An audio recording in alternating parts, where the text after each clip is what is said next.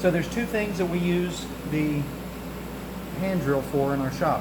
One is for sanding the inside of a flute out, which doesn't always have to be done. But I like to do it because making the inside nice and smooth makes it sound nice and smooth. I've spent a lot of time on it because it's relatively smooth in the first place, but a little bit smoother never hurt. Smaller sandpaper on there.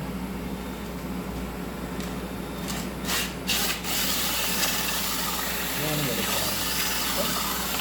Easy peasy. Now, a lot of you may wonder what this thing is. I actually have a video on making a sanding rod out of a dowel. Dowels work really great until you get to around 1,000 flutes a week, and then you're wondering what the heck you're doing. And while you're wondering what the heck you're doing and going crazy while someone picks you up off the floor, you decide that you have an epiphany and should make a metal rod. Anyway, next, the other thing I use the hand drill for in the shop is to drill the mouthpieces out of most of our flutes. Something I've never told any of you that I really feel like is very important, that each one of our drones has a specific distance for its mouthpiece. Typically, not always, typically it's about 15 millimeters wide from mouthpiece to mouthpiece with just about any of our drones that are larger than the pocket drones. The pocket drones, which backpack drones, pocket drones, whatever you want to call them, that are in the range of high B, C, D, and anything else I ever decide to make is higher in tone than that, are usually about 13, sometimes 12, but usually about 13 millimeters because they're a smaller flute and it just looks better, I think. It seems like it works pretty good. But 15 millimeters on this size drone here.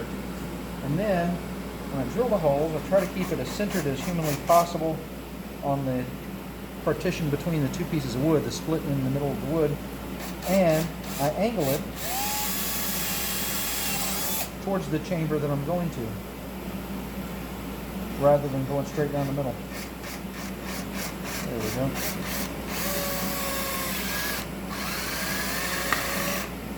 And my drill bit's come out.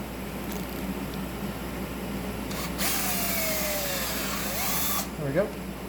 Relatively the same plane, about the same width, really nice. And then I'm going to burn these 3/16 drill bit holes out with a 5/16 burning rod in just a moment. In the meantime, any of you that know anything about me know that I like to keep things moving.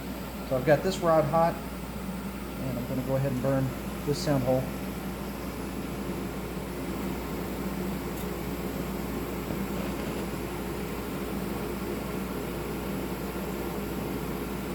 A high B flute and a low E flute are quite a range apart, but most of the time I found that it doesn't matter if I use the same size burning tool to make their sound holes.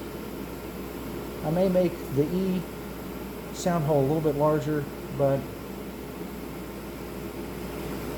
these have a specific size.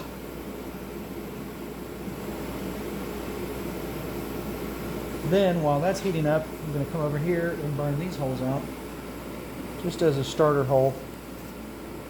They were originally drilled at 3/16, and I'm just burning them out to 1/4. Because I know in this pattern that I use, the holes are going to wind up being between 5/16 and 1/4, maybe just a pinch larger. And I don't even have to use this rod any longer right now. So we're going to let my 5/16 burning rod heat up while I put this drill away.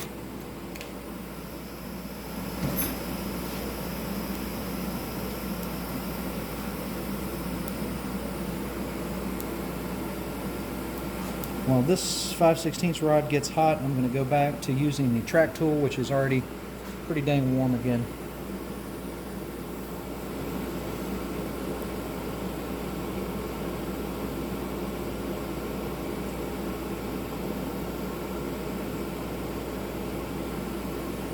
Get hot. Using a couple of tools all at the same time like this, I find it convenient because while one of them's heating up, I can use the other one. This one may not have gotten a quick enough bit on things, but it's getting there. I'm going to straighten this up a little bit too in just a moment. We've got some sanding and some tuning here, maybe a little bit of tuning there, and then each of the holes, and we'll be done. Okay, while that track tool is heating up, I'm going to go burn these couple of holes back out one more time.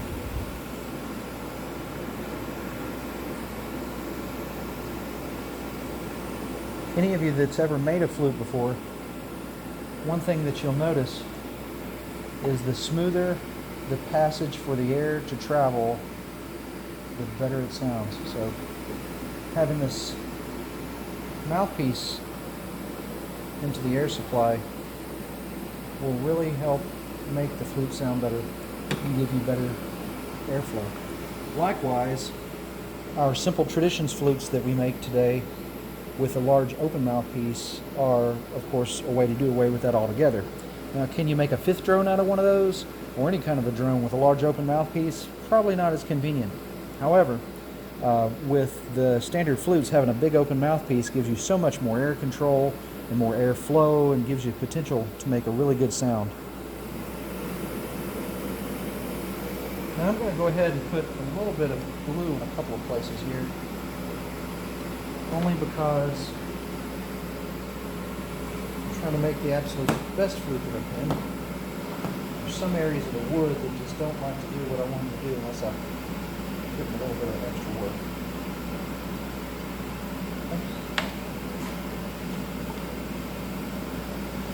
Something that I don't talk nearly enough about, I hear you guys giggling out there, is this edge here of the track as it goes into the sound hole. Now, even today, I emailed somebody back, and I think I may have even had a YouTube question about it.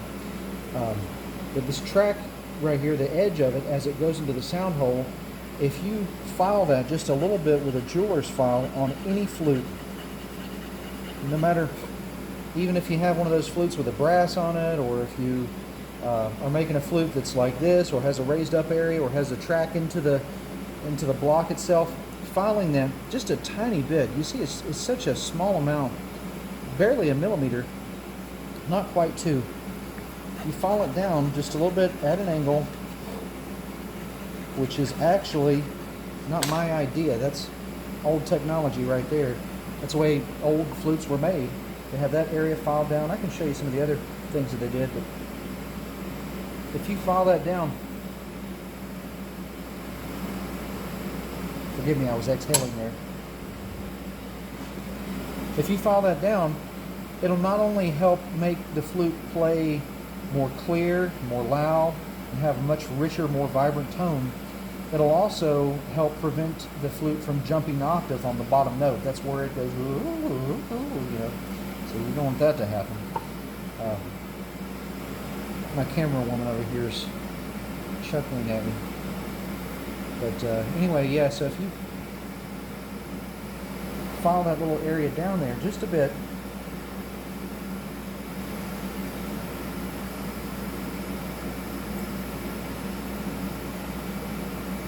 there we go. That's almost done with the track tool. If you file that down just a little bit, it'll create a much clearer sound. In some ways, it might potentially make it louder, gives you much more control over the sound, and most importantly, stops it from jumping octave.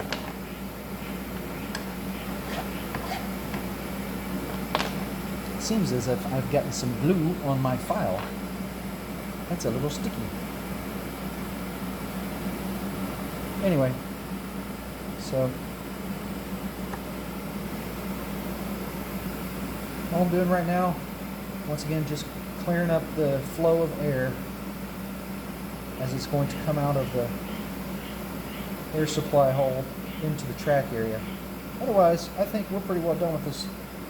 Oh my gosh, super glue vapors. I think we're done with this tool. You know, maybe one last little thing. I'm always saying that. One last little thing. Okay, so that's that. I'm going to turn this fire off because I don't really need it right now. Now, we'll take my block that I made, and if you notice, its edge is a little bit curved up as well. You can kind of see that there. But I'm going to put it on, clamp it down, let's see what happens. When making a drone like this too, I usually use 2 clamps. The reason being, just as if you tied the block down, you want it to be as compressed and flat on there as possible so that you don't get air leaks out of here and out of there. If you were watching me during the sanding portion of this flute, I actually sanded, I spent a lot of extra time sanding this area here nice and flat. And likewise with the block. But I did that because I want the block to be able to mate down onto it really nice and flush. And that keeps any air leaks, which stops turbulences and makes it a lot easier in the long run to play. So let's see what note we're at on this bottom on the E side.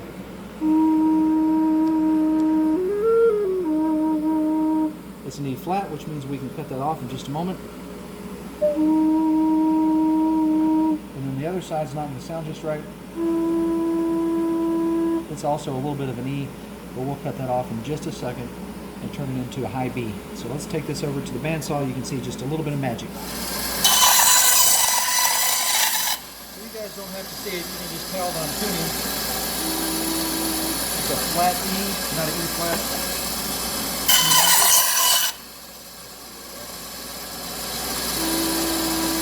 Still a flat E.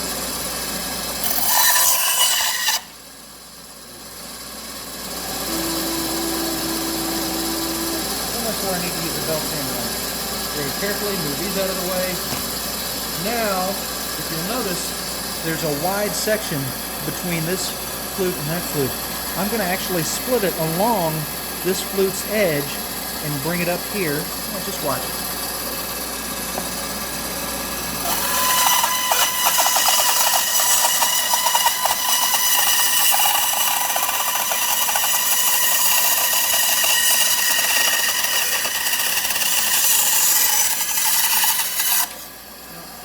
have a big opening now.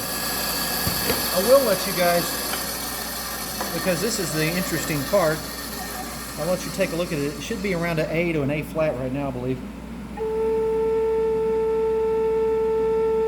So it's an A, and then the next thing it's going to be is a B flat, and then after that it'll be a B. But I'll let you watch me tune this side because it's probably the more interesting. All I'm going to do is go up. It's the same basic principle as I've always told you as far as changing the intonation of the bass note of the side of the flute on a drone or a standard flute. Usually you want to cut off about 3/4 of the diameter. So follow me. Instead of being the full diameter of the inside, it's 3/4 of the inside diameter. We're going to cut off. We'll change it about one full step, and no, excuse me, 1/2 step in the scale. So 3/4 of the diameter of a flute, cutting it off changes it about 1/2 step of the scale. So in other words, I cut off about this much, which if I hadn't thrown it away, I could show you for proof and point, but I cut off about that much, and it changed it from an E flat to an E. Same thing over here. Even though this is slanted, right now it's an A, and it's got a smaller opening, so if I cut off about that much, it's going to be a B flat. Let's see. I always like trying to prove myself in a video, live, or anywhere like that, because I'm usually wrong, but let's see what happens this time.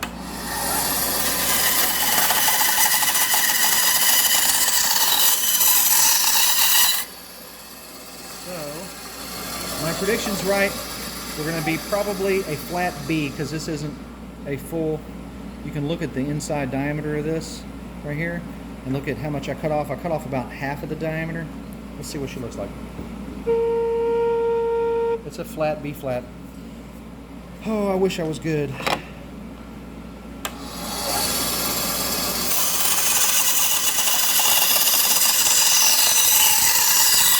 at that. Now, if I was really good, hey look, I even stopped and waited for it to stop spinning before I threw that piece away. If I was really good, this is close to a B, but not so close that I can't go sand it a little bit and make it nice. How about that? So, just like my shop, this tuner has had a great deal of work, and it is really dirty. It's seen some use. And you guys say, well, why don't you just change the tuner? Because I'm not using this tuner for how pretty it is. This tuner actually has outlasted about 25 other ones that we've dropped, gotten washed in the washing machine, that have just, for whatever reason, turned up, not working any longer. But this guy here has been with us for a while. Not saying he's going to be with us forever. Chances are you'll see a shiny new one in another video very soon. But for right now, he is this month's model.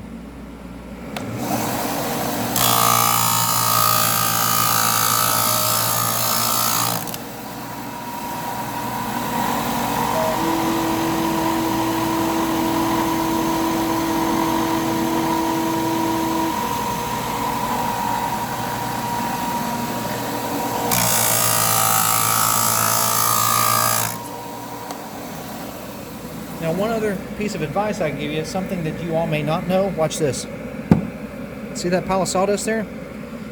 That sawdust being inside of this flute, no matter if it's at the end or all throughout it, will make the flute play flat. Well, I'm going to go blow it out. Stay right here and watch and see what key my air compressor's in, but I'm going to go blow it out, and let's see if it looks any sharper.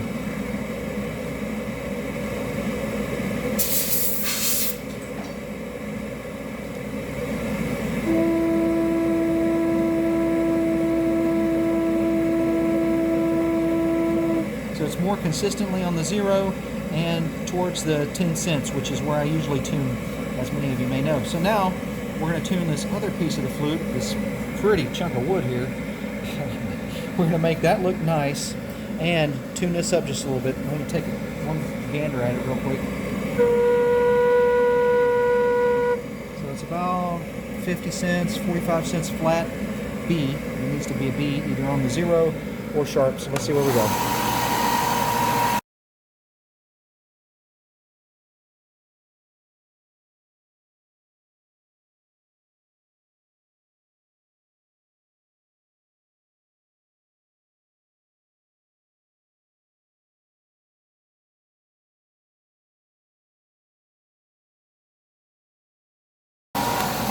So you may have noticed that some of my goal was actually to sand that nice and smooth, which it looks pretty good. I also wanted to shape this in line with the shape and curvature of my belt sander, and I threw a bunch of sawdust up in there. So let me go blow that out first.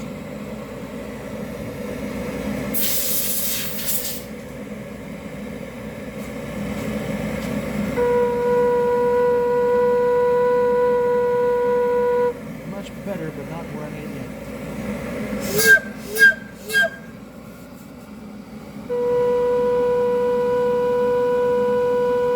Actually had gotten some sawdust up inside of the track area, which also caused it to restrict the airflow there some. And if you'll notice now,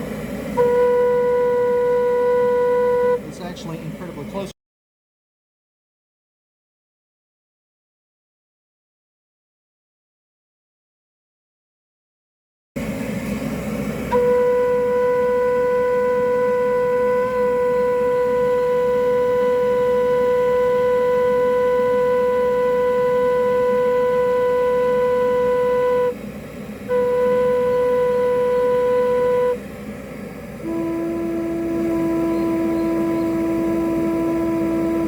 Take a little bit more. Let's take this back over here and tune everything.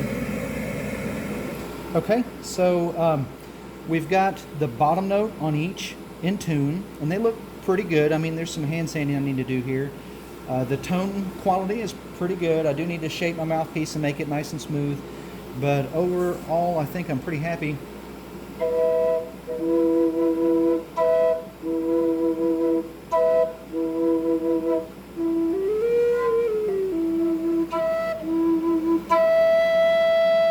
So you can actually jump the octave onto the top note of this bad boy over here on the large side. Anyway, I'm trying to think of what term I should use, because whether it's your right or not, it's actually on my left side right now, but when you hold it, it's on your right side. The E, anyway. So I could file that down just a little bit more before I started tuning to make sure it doesn't jump octave, but I'm not unhappy with it at all. I think it's great. It jumped octave right into key, which was high E, so I think we'll leave it. So I think it's good. So let's see what the notes should be. So looking here on my little cheat sheet of minor pentatonic scales, we have E, G, A, B, D, and E. We already got the high E. We don't need to worry about that. Not that we were going to tune it in there anyway, so forget that. Just forget I even said anything about it. Anyway, the E, which is a low E, we've got in tune. Next is a G. Almost there, so let's burn this hole out just a little bit. Just a smidgen.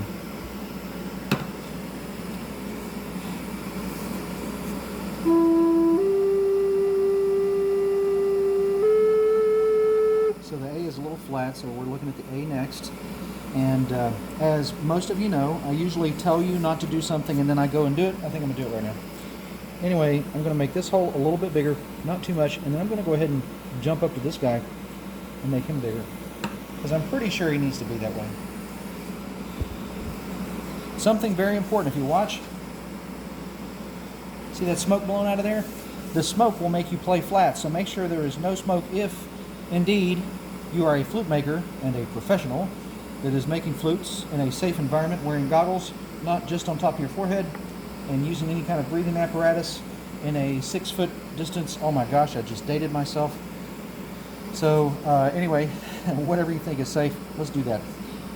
And in addition to that, it's important to have a well-ventilated area, and long story short, I blow the smoke out so that I can play this thing in tune, otherwise it will be flat.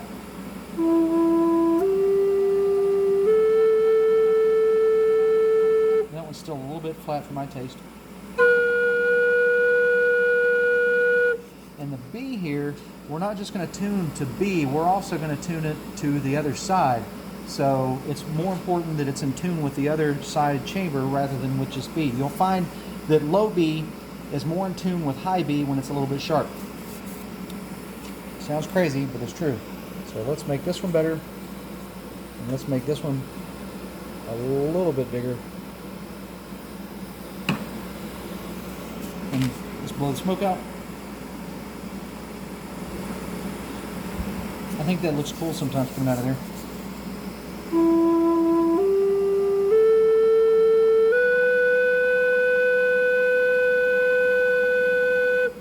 looks good on the tuner. Let's see what it sounds like with the other chamber.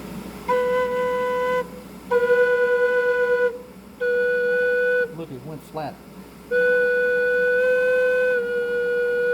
See, I could do that with my voice too, or rather with the control of my air. Oh gosh, I can do it with something anyway. So I was changing the tone with my mouth, but when you play them together, it's way out of whack. And if you watch my finger right here, watch.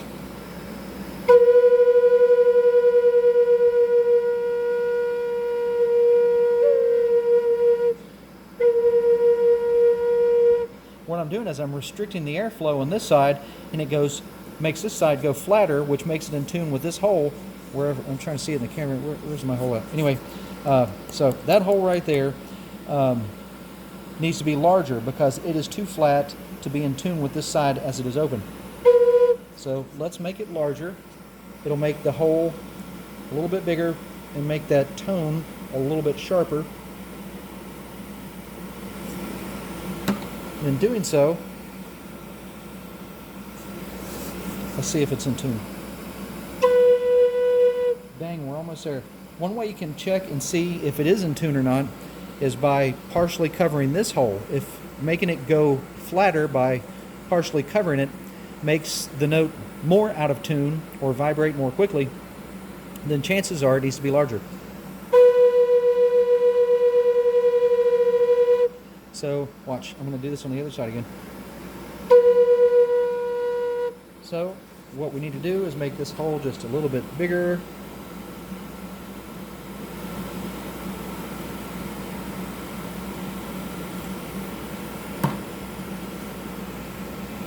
Okay, let's check all the notes one more time.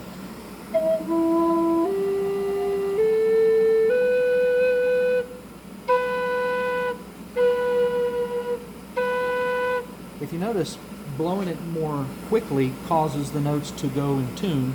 Blowing it softly or slower actually makes them go out of tune. So I need them to be in tune at a medium or mean breath control. So I need to control my breath, play it at a mean air level, air pressure, and then I need to make sure that the top B note on the E flute over here, I need to make sure that that one is playing properly at the mean level of air pressure. Because like I said, I can play and it plays just fine, but if I play soft, it's still wobbling a little bit. And wobbling, of course, is a little different than warbling. Make a video making a flute that warbles. Make a video making a flute that warbles. Let me tell you my opinion of that. The flutes used to warble because of an accident. Not all of them did it. The reason that some of them did it was because they were not made correctly. I've made so many flippin' flutes that I know when they're not made correctly, they quote-unquote warble. It happened because of one of two reasons. Number one, the length of the flute was too long and they had those release air holes in them, and that created back pressure, which caused it to basically jump octave without jumping to an octave. And number two, the air channel on the ones that warbled back in the old days were a little bit longer and a little bit skinnier, a little thinner, and that caused a restriction of airflow, which means you could only play it at a low air pressure amount. And most of us blow, or at least you can tell by how much I talk that I'm a blowhard, most of us blow a little bit more air than that one needed to be played with. It was probably likely because of the altitude of the people that made the flute, or I mean, you've got to remember, we have made about I keep giving you guys numbers, but between 1 and 2 million flutes. Original flute makers over 300 years ago, 3 to 8,000 years ago, they did not make 1 million flutes. They didn't make 50 flutes.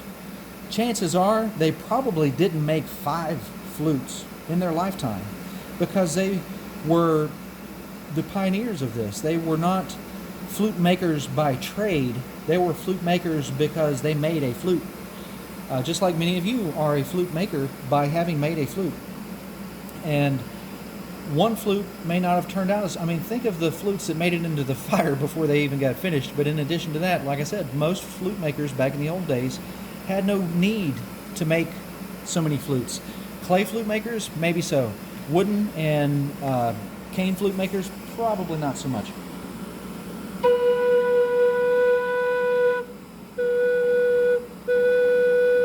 Still showing flat on the tuner.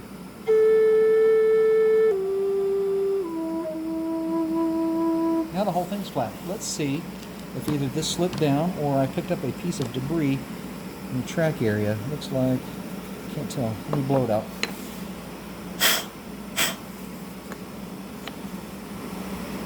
That's another reason I like to go back and check all of the notes individually, is because I may pick up something that slows it down on one side or the other. Let's see here. Okay, let's check the bottom note again. Back in action.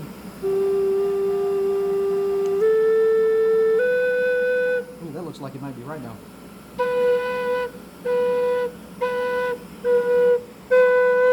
I think that's good enough for me. So let's look at the other side, which is going to be our our high B, D, E, and F sharp. The fifth drone has 6 holes in it. It has 3 holes on either side. So you get the bottom 4 notes of the minor pentatonic scale on this side, and the bottom 4 notes of the minor pentatonic scale on this side. That is, all holes covered as one note, then that's another note, and another note. And in some cases you get lucky and you can actually make the octave, but you have to make the octave to where it's playable. And in this case it is playable. Sometimes it may be a little bit of a stretch, so it might not be worth your while. But we're going to go ahead and tune the fingerings on this side, and then I'll play it for you for a second and see what you think about it.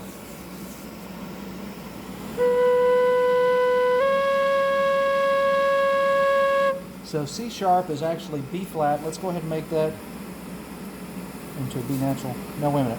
All holes covered is a B. It should be a D. Oh my God. I said that backwards. C sharp is actually D flat. Let's see if we can bring that into a D. Still just a sharp C. I have a feeling I'm going to be bringing out the big tuner tool on this one, which a lot of times I do.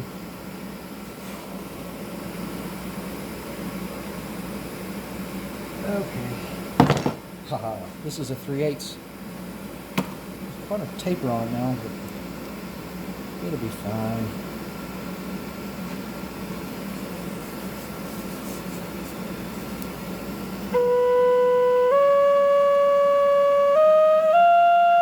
So we're getting an E flat and an F, which is all basically 1/2 step 2 flat for what scale they need to be in. So once this big tuner rod gets heated up, you know what? I think I'm going to quickly take it down, use my other one. I foresee a problem with that one. Let's use this other one. Keep a backup, I always say. Okay, I just quoted Scooby-Doo.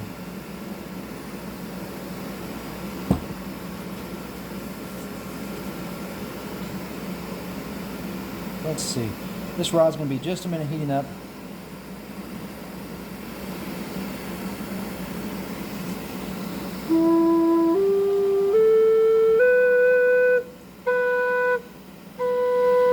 Now if you notice, as I'm playing that, I'm actually going from one side of the flute to the other side of the flute and playing just one side, the E side.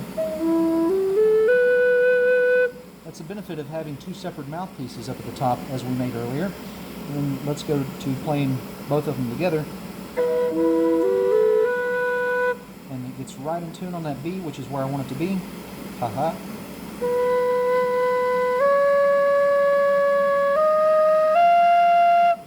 Well, I wish I could juggle because I'd stand here and do it while this rod heats up, but I guess I could.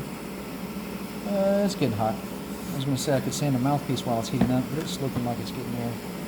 Probably enough I can use it. Talk about a segue. Go ahead and heat this one up. I didn't push it through because I'm not sure how close it is to the right note, the D on that bottom one. But while I'm checking it, blowing the air out, this thing here can be heating up. Blow all that smoke out of that flute there. Let's see.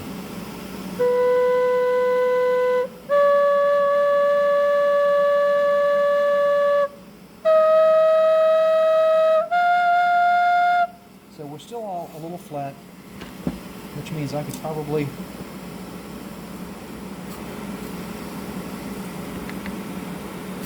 exhaling.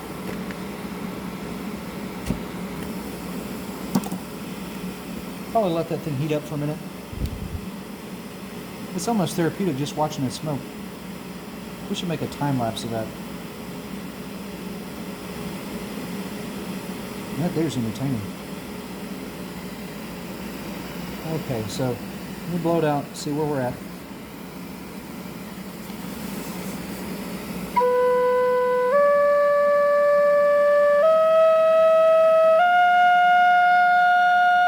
It's getting there. And a couple of things I can do, just like this one I made with a 5/16 rod. I could go ahead and make this with my 3/8 rod here. I do have a 1/2 inch rod that I could use, and I do use on occasion.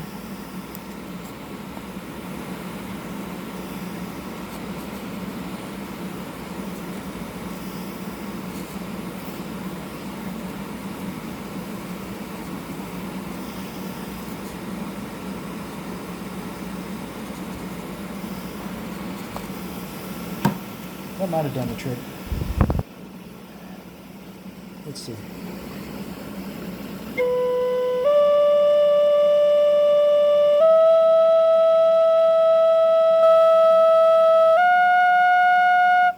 We are so close. I'm gonna have to hold this thing up just a little bit here and do some of this. Just kind of going around in circles inside of this thing.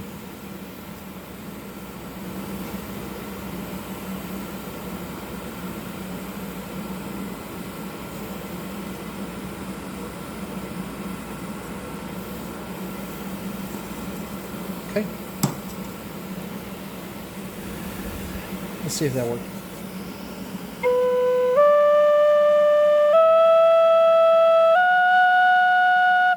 We are so incredibly close. I think maybe I'll just finish it off with this rod since it's already hot. Otherwise, I could put my other rod on there. If you notice too, these holes are still not quite as large as this hole here, which is probably, shoot, it's a little bit bigger than 3/8 right now, but it's not quite a half. I don't think it's 7/16 either. It's just between 7/16 and 3/8 of an inch. These top two here are probably going to be about the same size. And I say probably. A lot of this, now I didn't give you an exact measurement for this and say make it this size and do all of this, because there are variances that go into play.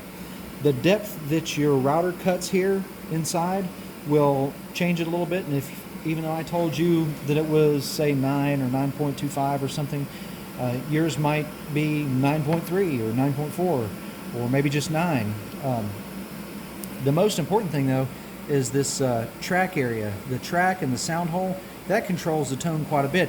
As a matter of fact, if I did not want to enlarge these holes, something I could have done was open my track up inside of here a little bit. And doing so would have made the tone higher, would have brought the whole flute side sharp.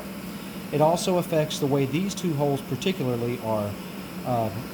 The top couple of holes on most flutes, their tone can be changed drastically by working on the track and the sound hole. But like I say, it does affect the entire side, but it also affects the top holes more. So something to think about.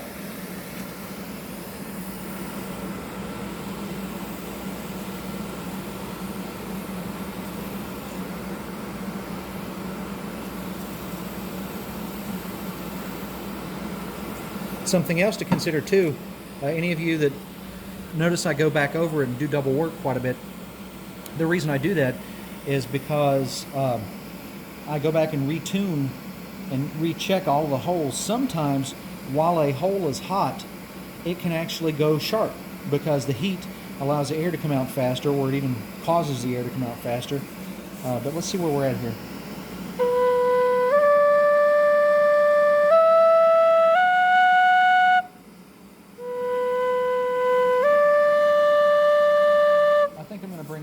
The larger rod.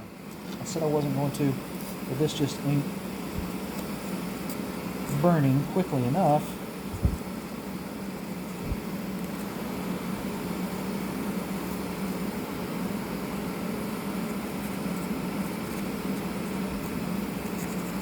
Plus, I want to keep these holes as nice and round as possible. Let's let that do its thing. While I bring out Monstro here. this dude up on the fire for a minute or 3. While you guys watch this stuff heat up, I'm going to go blow this out with a professional air compressor.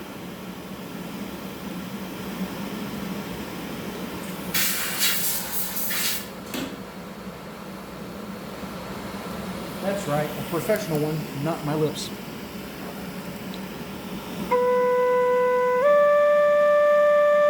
We're so close on that D.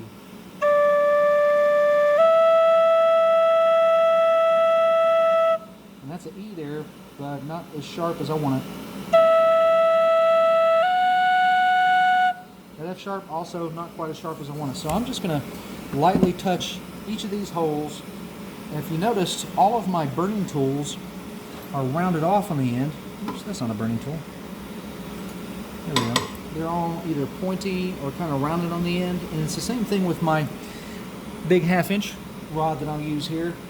The 1/2-inch rod is tapered down to about a 3/8, a real true 3/8, whereas my 3/8-inch rod is actually tapered down quite a bit on the little guy. It's tapered down to almost a 3/16, which I need to file down and start over again. That just sounds like rambling, but or stalling while this thing's heating up. But anyway, this guy here is tapered to a true 3/8. We don't use it very often because most people don't want a 1/2-inch fingering, although on a flute like this, it's not really bad. It works out pretty well because you've got one hand on one side and one hand on the other side. It's actually kind of nice. It helps you remember which holes you're playing.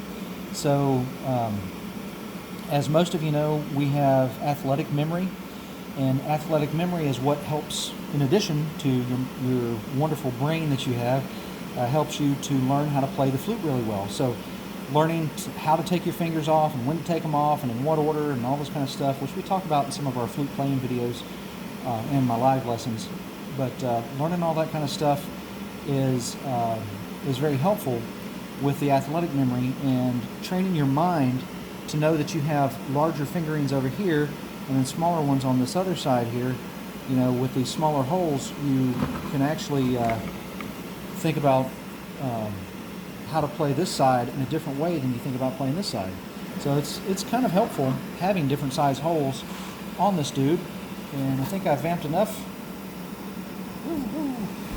There we go. Big rod, burn big hole. That's what Conk said. Used to love those guys. That was a good cartoon.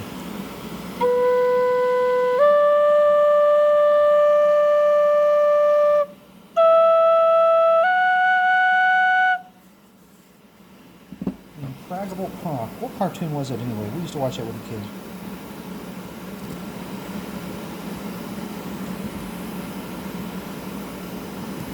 He's in Dexter's Laboratory. Used to love that cartoon.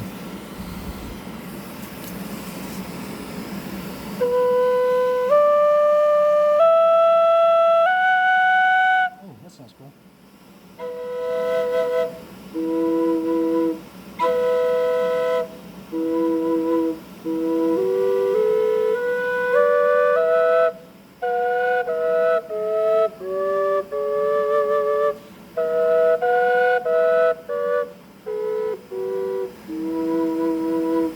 Sounds pretty good. Let's look at these notes one more time, make sure it's close to where I want them.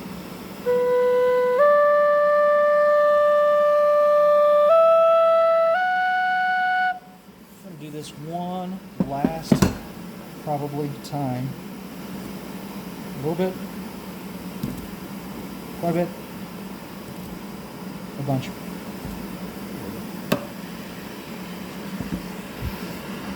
I blew smoke ring that time. Yeah, that's pretty cool. You can do that without even smoking.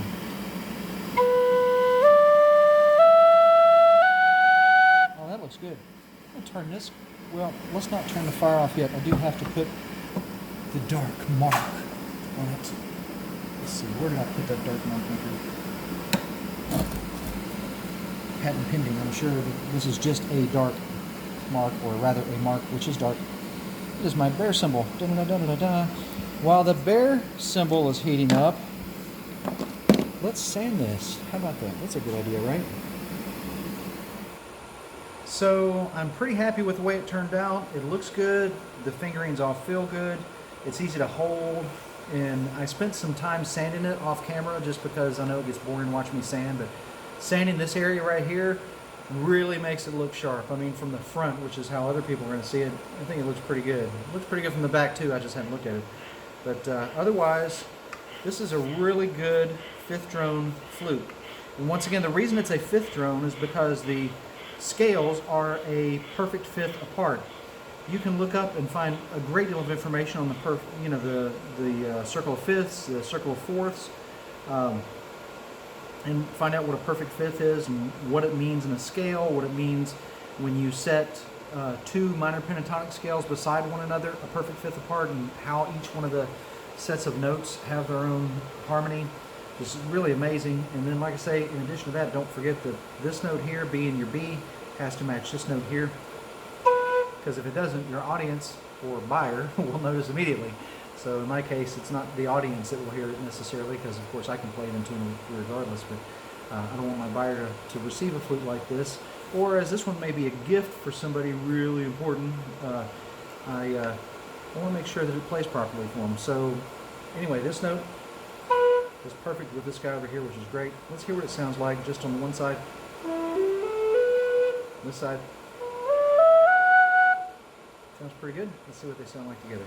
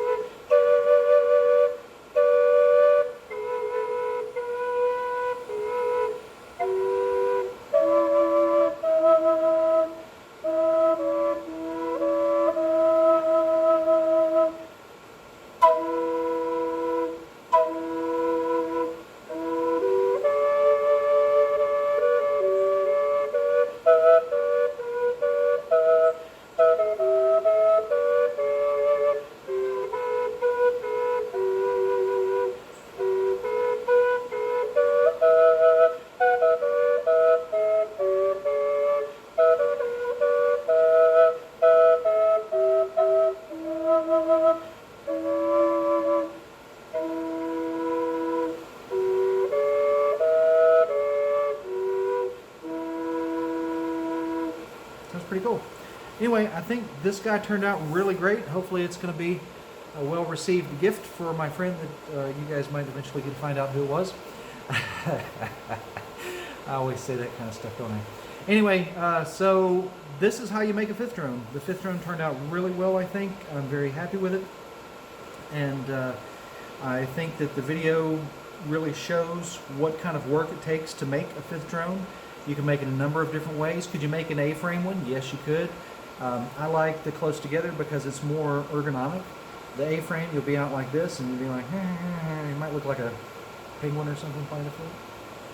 But anyway, the mouthpiece, I want to make sure that you guys follow that part. That's very important.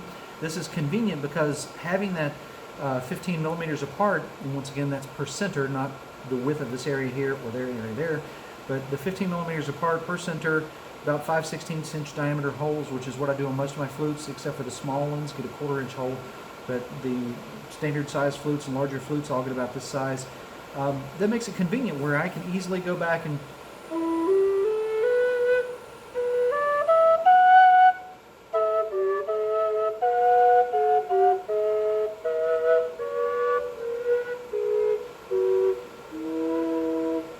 me to switch back and forth from one side to the other conveniently.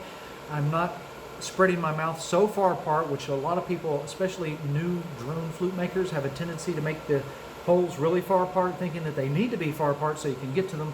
Yes, you do need to be able to get to them, but a harmonica is like a millimeter apart, and we all learn to play harmonica like that, so you can learn how to play it even if it were only a millimeter gap in between these two mouthpieces. But the reason I do it this way is because you don't want it to spread so far that you start salivating. As I've talked about in a lot of my videos on how to keep your flute from wetting out, having a drone flute that has a really widespread mouthpiece instead of, standard or normal spread like this thing does, which is kind of a, you're not opening your mouth really big, you're kind of playing it like that. It keeps it from wetting out so badly. So there's a lot of tricks as a flute maker that I do to keep my flutes from wetting out. You know that I burn my tracks in, that I use oil instead of lacquer. Lacquer doesn't, you know, it dispels water, yes, but it also collects it because of the surface tension on it, whereas the oil is more likely to express, and in some areas may absorb. I mean, it works a lot better anyway, long story short. So the size of the mouthpiece, not spreading them apart too far, anyway, apart too far also helps. Oh boy, I am so glad we have that new anti-wobble camera holder there. Yep, anyway, a little joke.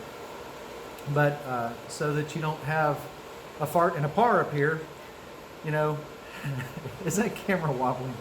So it's really a good idea to know what you're going to do before you do it. Boy, she's still laughing at me. Let's see.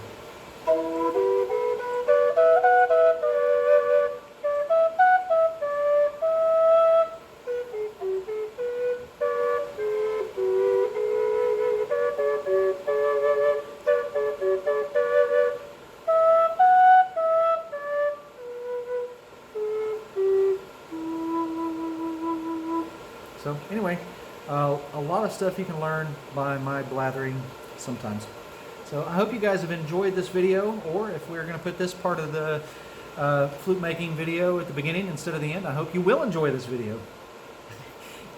You guys take care, enjoy, be careful, be safe. Always make sure you wear your goggles. You know, you can wear them just as long as they work. I think I've seen people wearing them like this before. But, you know, you don't want to get any dust on your elbow. But really, truthfully, make sure that you're safe. Make sure you can see out of your goggles. That's also important. Don't use power tools. They're dangerous, really. And apparently, judging by my how to make a flute without using modern tools, don't use a knife either because it's dangerous as all. Get out, man. Have you guys ever seen where I cut my finger off with a table saw before? You know? The scars I have from using a knife are all from 10 years ago. I haven't cut myself with a knife since then much.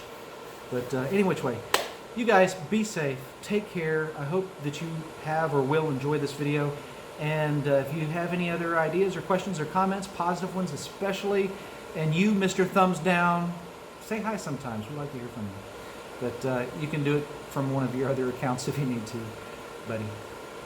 Y'all take care. Happy flute playing, happy flute making. Once again, this is Charlie Mato-Toyela, or maybe for the first time, signing out. You guys, we'll see you soon, or in just a minute.